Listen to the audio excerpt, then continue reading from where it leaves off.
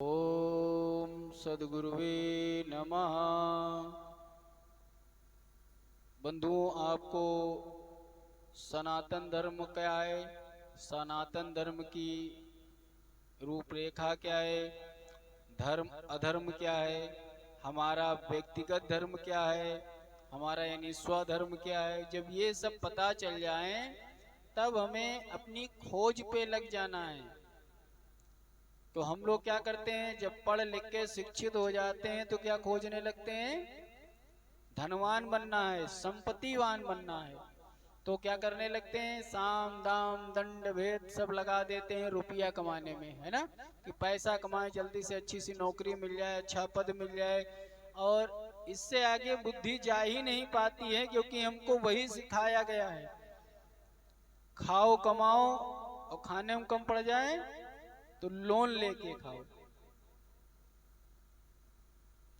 हमारे यहाँ पुरानी भाषा में क्या कहते थे, किसी का लोन नहीं खाना चाहिए। लोन जानते हो, नमक को गांव में लोन कहते थे, लून। अगर लून खाए हो तो लून अदा करे पड़िए, नमक खाया है तो नमक हरामी नहीं करनी है। तो कितने दूरदर्शी कहावत है, देखो कि किसी का लोन मत खाओ। और यहाँ आज के समय में बगैर लोन के काम चल ही नहीं रहा है। और लोन किसके लिए लिया जा रहा है, कभी भी नहीं तुमने सुना होगा, अरे 10% स्वास्थ्य और विद्या के लिए मान सकते हो कोई लेना है ना। 90% कर्जे क्यों लिए गए हैं, भौतिक सुखों को पूरा करने के लिए। कितनी भी महंगी कार से जा रही है भैया, जो नगद लिए हैं या कैसे भी लिए, बुरा ना मानना, हमारे हिसाब से 80% कर्जे पे ही सुख सुविधाओं के सामान हैं। जो चीज तुमको संपत्ति लग रही ले लिया, किस्तें भरेंगे। पुराने हमारे धार्मिक धर्म हमारा क्या बताता है, हमारे माता पिता हमको संपत्ति छोड़ के गए हैं, सुखी करके छोड़ के गए हैं। क्या तुमको पता है तुम 100 साल 30 साल जियोगे? हम लोग अपने वंशजों के लिए कर्ज छोड़ के जाने की व्यवस्था कर रहे हैं। लोन ले लिया, आज लोन लिया, कल राम राम सत्य हो जाए, लोन कौन पाटेगा?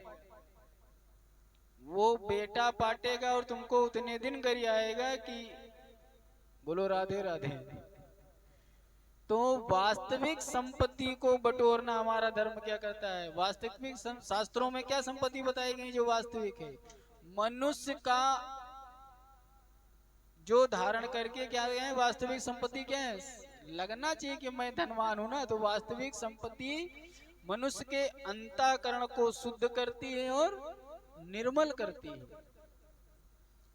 वास्तविक संपत्ति वाला व्यक्ति, जिसको वास्तविक संपत्ति को सांसारिक दुखों से मुक्त होकर मुक्ति की ओर जाता है। ऐसी संपत्ति जो तुमको मुक्त नहीं, बंधन में डाले, कर्जे में डाले, उसको तुम संपत्ति कहते हो। इन संपत्तियों को धारण करने से आध्यात्मिक उन्नति होती है। बता रहे हैं कौन कौन से, सुनो। आत्म संयम, सम, वास्तविक अपने अंतःकरण में धर्म को जागृत करिए, धर्माचरण के अनुसार चलना, पापाचरण का त्याग करना, मन वचन शरीर से किसी को कष्ट न देना, और आंतरिक शांति और संयम तुम्हारे अंदर आ जाए, ये तुम्हारी पहली संपत्ति है। और ये अचल है, अचल नहीं है तो भी तुम संपत्ति वाले नहीं हो। थोड़ा सा कहीं से पा गए हैं, क्या बोला है, वो कौन सा भजन है, वो गजल है कि भजन है, कौन सा है, तुम्हारी दो, कौन से बता रही है, नहीं नहीं है, कुछ याद तो दिला दिया करो, सब लोग भी सुना करते हो। खानदानी और, तो जिसको वास्तविक सम है। दूसरी संपत्ति कौन सी होनी चाहिए, दम। अच्छा, आजकल दम कैसे निकाला जाता है, कहते हैं बहुत दमदार व्यक्ति है, इसको पहले क्या बोला जाता था कि बहुत लंगोटे का मजबूत आदमी है, चरित्र का पक्का आदमी है। यानी अपनी इंद्रियों को अनुशासित करना, उनको बुरे कार्यों से हटाकर शुभ कार्य में लगाना दम है। अपनी बात पे लोग लगे रहते थे कि क्या कहते थे, मैंने कह दिया है तो यही बात होगी, तो बोला बहुत दमदार आदमी है, यानी बात का धनी व्यक्ति है।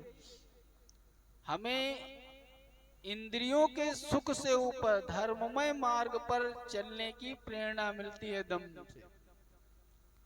दूसरा कौन सा हमारे पास होनी चाहिए संपत्ति? सत्संगत की संपत्ति होनी चाहिए।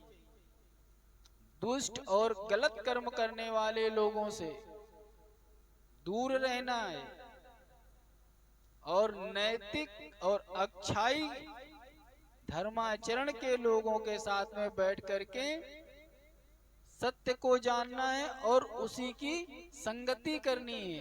क्या हो गई? सत्संगत हो गई, ये तीसरी संपत्ति है। चौथी संपत्ति क्या होनी चाहिए? सहनशीलता।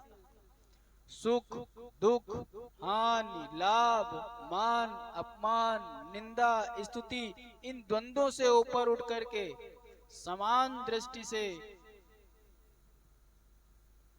हमें संसार में जीवन यापन करना है। ये संपत्ति हमें धैर्य और संतुलित जीवन बनाने की शिक्षा देती है। तो ये कौन सी हो गई संपत्ति? ये चौथी संपत्ति है।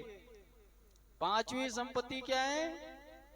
श्रद्धा, शास्त्रों, वेदों, महापुरुषों, श्रुति स्मृति में जो सत्य उपदेश अटूट, उनके प्रति तुम्हें श्रद्धावान होना चाहिए और ईश्वर और धर्म के प्रति हमें समर्पित रहना है। तो समर्पण होना चाहिए, श्रद्धा और समर्पण। ये पांचों संपत्तियां जिसके पास हैं, ना ये संपत्ति कोई चुरा सकता है, ना ये संपत्ति कहीं लूटी जा सकती है। और इन संपत्ति को लेकर के, इन संपत्तियों को लेकर के क्या करोगे? जिस देश काल परिस्थिति में रहोगे तुमको दरिद्रता नहीं घेर सकती। इन संपत्तियों वाला व्यक्ति दरिद्र नहीं माना जाता है। देखो, गरीबी अलग है, दरिद्रता अलग है। तुम्हारे पास पैसा ना होना अलग बात है, और पैसा होने के बाद भी दिन रात रोते रहना, परेशान रहना, वो अलग बात है। एक से एक बढ़िया देखा है, साइकिल चलाते हुए मस्त गाना गाते चले आते हैं, पुराने गाने बढ़िया लहरा निकालते हुए, एक से एक एसी में भी बैठ करके नींद की गोली खा रहे हैं भैया। तो वो गरीबी है, वो अमीरी है। लेकिन ये पांच संपत्तियां तुमको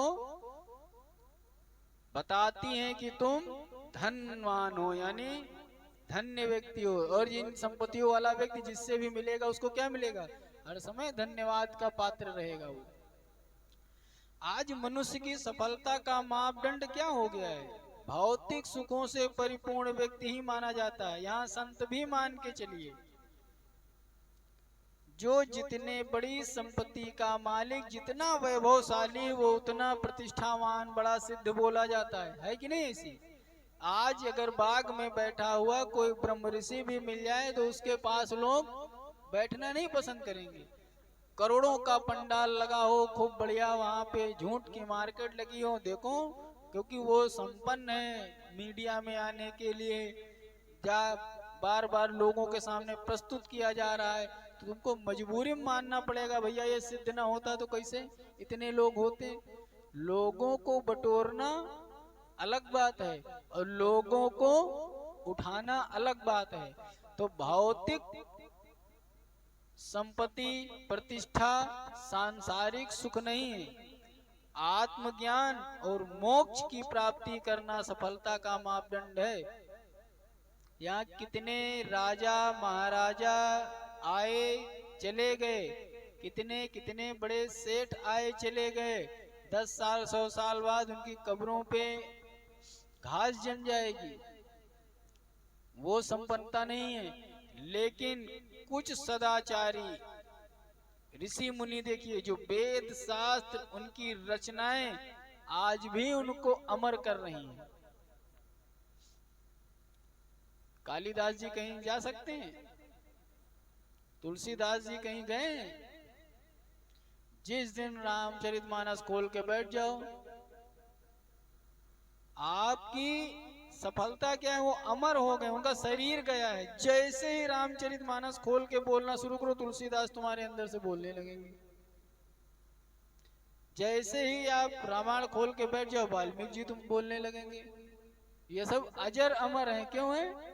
क्योंकि इनने अपने को कल बताए थे, उसमें समझ में आई बात, आकाश तत्व में विलीन कर दिया है। ये अपने शरीर को पंचभूतों में मिलाए हैं, वो पंचभूतों को एकत्र करना चाहते हैं, शब्द नाद। इन्होंने अपने को शब्द में रख दिया है समेट के। तो जिस ज्ञानी की रचना जिस दिन आप पढ़ने लगोगे, वो ज्ञानी तुम्हारे अंदर जीवित हो जाएगा। हो जाएगा कि नहीं हो जाएगा? वही व्यक्ति बोलेगा। इसीलिए यहाँ पे बोला गया है, किसी की भी बात, देखो जहां जिसका नाम नहीं लिखा है वहां जोड़ने की आवश्यकता नहीं है, वो चाटुकारिता हो जाएगी। लेकिन जैसे जहां भी कोई तुमको भजन, लेख, कोई नोट्स मिल रहा है, अगर उसमें उसके लिखने वाले का नाम लिखा गया है, उसको काट के तुम बोल रहे हो तो ये चोरी होती है। अच्छा, एक लोग बोले कि हाँ याद आ गया, एक लोग पूछे थे, बहुत सही समय आ गया, महाराज जी बताओ, रामचरित वो जो है हाँ हनुमान चालीसा में तुलसीदास का नाम है ना, तो ये जो हम पढ़ते हैं, तो ये पुण्य तुलसीदास को मिलता है कि हमको मिलता है? आरती पढ़ते हैं तो उसमें कहते नहीं, कहत शिवानंद स्वामी, तो उन्होंने पूछा ये पंडित जी, घी हमारा, तेल हमारा, भोग हमारा, ठाकुर हमारे, आधे घंटे से घंटी बजा के दिखा हम रहे हैं, और पूरी मेहनत के बाद में पंडित जी कहना पड़ता है कहत शिवानंद स्वामी। पंडित जी सब कुछ हम कर रहे हैं तो वहां पे हम अपना नाम ले लेते हैं, नहीं तो शिवानंद जी को जो है पुण्य मिल जाएगा। भैया उस रचना का श्रेय जा रहा है, आरती का श्रेय, कर्म का श्रेय तुमको मिलेगा, लेकिन वो रचना जो अजर अमर है उसके सामने शिवानंद जी खट से खड़े हो जाते हैं। वो अजर अमर हो गए ना, तो वहां पे नाम, बहुत लोगों की भी जिज्ञासा होगी, वहां पे किसी भी रचनाकार का नाम हटा के अपना नाम, अपनी रचना है। भैया आप पढ़ने जाओगे ना जिस दिन, ये हाई स्कूल इंटर तक चल जाता है, जैसे ही आप ग्रेजुएशन में जाओगे, अगर आपने लिखा है कहीं पर भी कोई वस्तु किसी द्रव्य में डुबाई जाती है और उस डूबने वाली चीज के बराबर हटने वाला द्रव्यमान बराबर होता है, किसका सिद्धांत है? हमने बहुत पहले पढ़ा था, आर्किमिडीज का सिद्धांत है। अगर ये स्लोगन आप लिख रहे हो तो उसके नीचे लिखना पड़ेगा ये तुमको आर्किमिडीज ने कहा था, ये सूत्र इन्होंने कहा था। अच्छा इसे सोच लो, तुम हमें खून दो हम तुम्हें आजादी देंगे, किसने कहा था? सुभाष चंद्र बोस जी ने। तो वहां पे नीचे लिखा रहेगा सत्यमेव जयते, ये हमारे उपनिषद वाक्य हैं, लिखना पड़ेगा वहां पे। आप आज क्या हुआ है, इतनी खिचड़ी हो गई है, सारे शास्त्रों को पढ़ा और प्रेस में चले गए, खट से लिखा के अपनी किताब छाप के दे दी, देखो मैंने ये कहा है, तुम नई चीज कहाँ से लेके आए हो? अच्छा सुनो, जितने दिन से हम बोल रहे हैं, ये मैं कोई अपने घर से थोड़ी लिख के बोल रहा हूँ, ये तो है शास्त्रों के ही तो वाक्य बोल रहे हैं। अब हम बोले नहीं हम, ये हमको सब आता है, मैंने, अरे हमने पढ़ा तो अपने शास्त्रों से ही है, हम घर से लेके आए हैं। लेकिन क्या करते हैं, जो नए नए जो बनते हैं पंथ, नए नए गुरु क्या करेंगे, एक छोटी सी किताब छाप लेंगे और प्रवचन हो रहा है, किताब बांट दो, नहीं हमारे गुरुजी ने कहा है, देखो हमारे गुरुजी बताए हैं ये चीजें हैं, ये देखो ये किताब ले जाओ पढ़ो जा करके। वो लिखना चाहिए तुमको कि ये गीता से लिया है, ये भागवत से लिया है, भले तुम पढ़ा रहे हो, शिक्षक क्या करता है, पढ़ाता है तो नीचे प्रकाशक का नाम लिखा होता है, उन सिलेबस को पढ़ाता है। इससे क्या होता है, तुम्हारी इज्जत नहीं कम पड़ जाएगी, तुम्हारा और श्रेय हो जाएगा। वो शास्त्र, वो छात्र, वो भक्त ये जानेगा कि जो हमारे गुरुजी पढ़ा रहे हैं मनमानी बात नहीं कर रहे हैं, प्रमाणित बात कर रहे हैं। देखो फला वेद से लेकर के ये बात आई है, फला राइटर ने ये कहा है, फला जगह से बात आई, तो यहाँ तुम्हारी नाक नहीं कटने वाली, तुम्हारी इज्जत बढ़ जाएगी। तुम उसको भी पता, अगर तुम 10 शास्त्रों की बातें अपने बच्चों को पढ़ा रहे हो तो तुम्हारा शिष्य ऐसे ही जान जाएगा कि तुम्हारे गुरु 10 शास्त्रों के ज्ञाता हैं। अब तुम 10 शास्त्रों से बातें चुराओ, अपनी किताब में छाप के बच्चों को पढ़ा दो। जिस दिन उस किताब, जो 20 साल तक तुमको गुरुजी कर रहा था बच्चा, जिस दिन वो कहीं स्लोगन दूसरा लिखा देखेगा 20 साल पहले के लेख में, अरे गुरुजी तो वहां चोर रहा है, उसके मन में तो ही आएगा ना, गुरुजी तो चोर थे, तो बात 30 साल पहले हो चुकी थी जो हमारे गुरुजी समझाए। ऐसा करने से बचना चाहिए।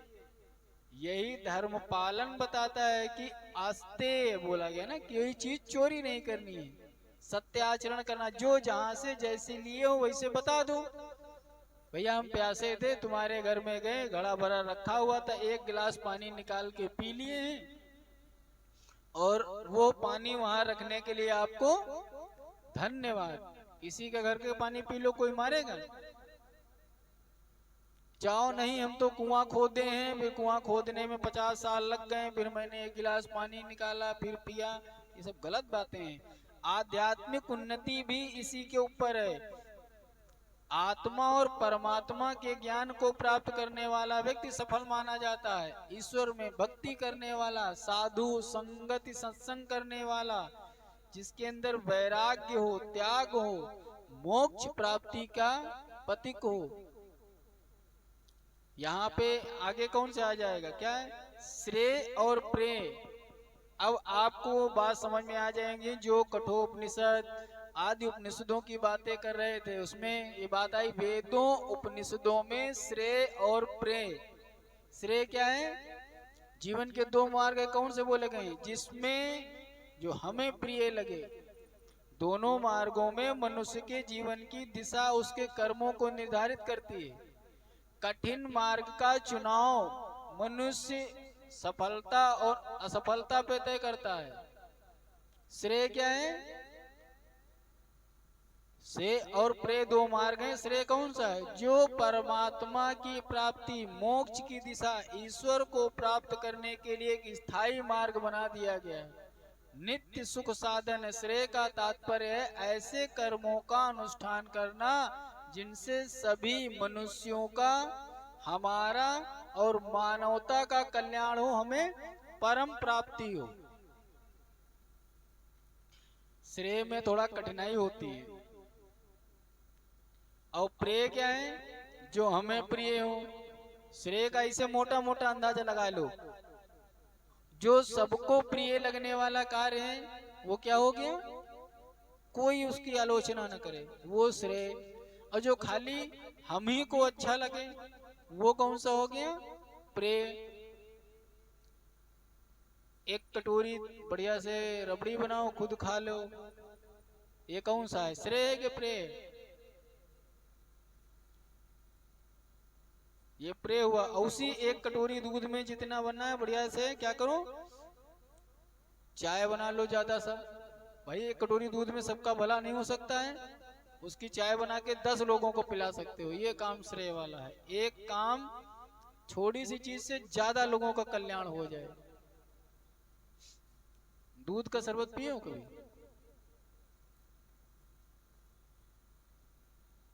दूध पीने की इच्छा होती थी, छोटे थे तो माता जी क्या करें कि 1 लोटा भर के बढ़िया शक्कर का शरबत बनाए और उसमें आधे 1 गिलास दूध डाल दें, और उसके बाद 1-1 गिलास सबको बांट दें, तो बड़ी बढ़िया फीलिंग आती थी। भैया आंख बंद करके पी के देखो, आज के समय में कहाँ वो 1 गिलास दूध 1 लोटे को बढ़िया दूध जैसा बना देता था। वही दूध का शरबत पी के लगता था दूध पी रहे हैं। आज की चाय वगैरह पीते हो हम, तो भाई चाय के बड़े शौकीन है खुले मंच से। कुछ चाय ऐसी है क्या है, आंख बंद करके कभी पी के देखो, चाहे गर्म पानी में चीनी मिला दो और चाय मिला के मिला दो, थोड़ा सा अंतर आएगा नहीं, सेम वैसे लगेगा। यहाँ पे बात क्या चल रही है, जिससे सब लोगों को कल्याण हो वो मार्ग कौन सा है, श्रेय। और जिससे हमारा ही खाली मजा आए, हम ही को, हमारे ही परिवार को भौतिक धन प्रतिष्ठा परिवार या सांसारिक सुखों की प्राप्ति, अपने ही बीवी बच्चे परिवार के भर का सुख देखना, ये हो गया प्रेय मार्ग। श्रेय और प्रेय के बीच में कौन सा चुनाव करना चाहिए, यह सब उपनिषद बताते हैं तुमको, शास्त्र बताते हैं तुमको। अब इनके बाद में हम आपको शुरू करेंगे, आपको बेसिक ज्ञान सारे लगभग पूर्व के कथानकों में प्राप्त हो चुके हैं, पीछे जाकर के एक एक हो सकते हैं। जिस चीज की जानकारी लेनी है सनातन धर्म के ऊपर या आध्यात्मिक धर्म के ऊपर, तो आप अपने प्रश्न पूछ सकते हैं। अब आगे में आध्यात्म क्या है, आध्यात्मिक ग्रंथ क्या है, अभ्यास वैराग्य, इन सब चीजों के बारे में धीरे धीरे, क्योंकि डायरेक्ट समझने में दिक्कत आएगी, कहानियों के माध्यम से, कथानक के माध्यम से, और आगे के फिर सेवा में हाजिर होते हैं। श्री राम जय जय राम, श्री राम जय जय राम।